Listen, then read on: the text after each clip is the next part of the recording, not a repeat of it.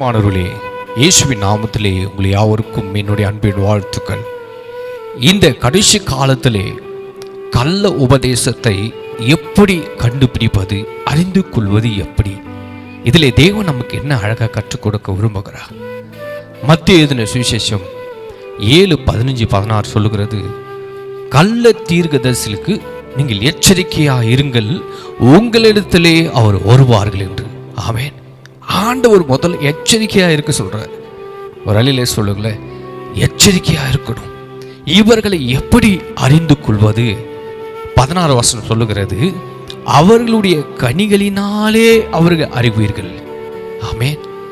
ஒவ்வொரு ஊழியக்காரர்களுக்குள்ளும் கனிகள் இருக்க வேண்டும். ஹல்லேலூயா. கனிகளினாலே அவர்களை நீங்கள் அறிவீர்கள் என்று அவர் சொல்லுகிறார்.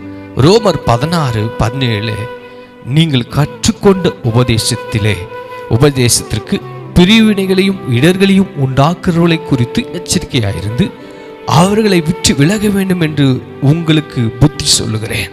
அப்போஸ்தலனாகிய பவுல் சொல்றாரு, இப்படிப்பட்டவர்களை நீ விட்டு விலக வேண்டும் என்று புத்தி சொல்லுகிறேன். உங்களுடைய உபதேசத்திற்கு யார் இடைஞ்சலாக இருக்கிறார்களோ அவர்களுக்கு எச்சரிக்கையாக இருந்து அவர்களை விட்டு விலகுங்க என்று கர்த்தர் சொல்றாரு.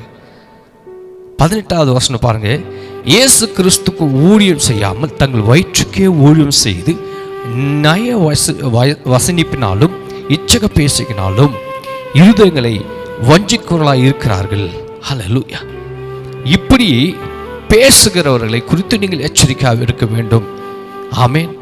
இங்கே ஆசீர்வாதம், செழிப்பு எங்கேயாவது இருக்கா? இது கள்ள உபதேசம் என்று வேதம் சொல்லுகிறது. 2 தீமோத்தேயு 3:16-17 வாசித்து பாருங்கள்.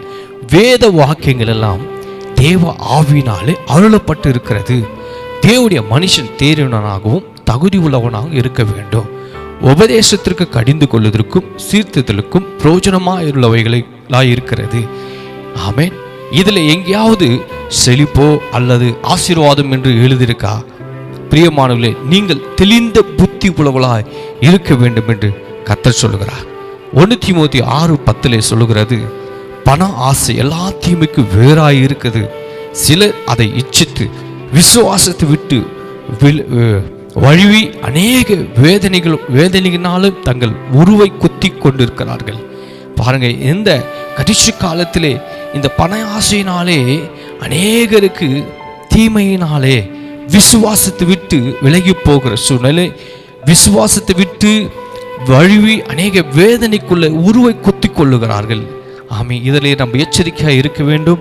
என் அன்பு தேவ பிள்ளைகளை, இந்த வீடியோ பார்க்கிற தேவ பிள்ளைங்க, இந்த கடைசி காலத்திலே கள்ள உபதேசம், கள்ள தீர்க்க தரிசனம், பிசாசுடைய வஞ்சிக்கிற ஆவிகள், உபதேசங்கள், இதற்கு நாம் எச்சரிக்கையாக இருக்க வேண்டும் என்று தேவன் நம்மை உணர்த்தி இந்த வார்த்தை சொல்கிறார்.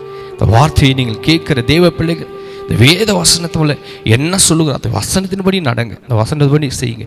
கர்த்தர் உங்கள் வாழ்க்கையில் பெரிய காரியம் செய்வார். God bless you. ஆமென்.